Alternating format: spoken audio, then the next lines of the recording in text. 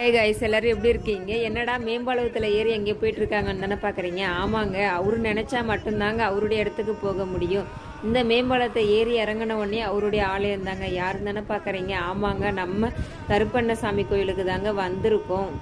நம்ம வந்துட்டு கிட்டத்தட்ட ஒரு மாசமா கிளம்புறோங்க, வர முடியலைங்க. இன்னைக்கு எதிர்ச்சியாக கிளம்புனா வந்தாச்சுங்க. நீலூரில் இருக்கக்கூடிய இந்த கருப்பண்ண கோயிலுக்கு யாரெல்லாம் வந்திருக்கீங்கன்றதை கமெண்ட்ல சொல்லுங்கள்.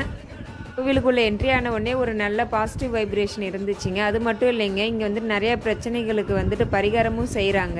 நம்ம போயிருக்கக்குள்ளேயே குடிப்பழக்கத்துலேருந்து வெளியில் வர்றதுக்காக பரிகாரமும் செஞ்சுட்டு இருந்தாங்க. அது மட்டும் இல்லைங்க, நம்மளுமே அர்ச்சனையும் பண்ணிக்கிட்டு 4 பேர் கயிறுமே கட்டிக்கிட்டோங்க. தம்பிங்களுக்குமே லைட்டாக உடம்பு முடியல, அதனாலவே தான் முக்கியமாக நாங்கள் கோவிலுக்கு போன காரணமே.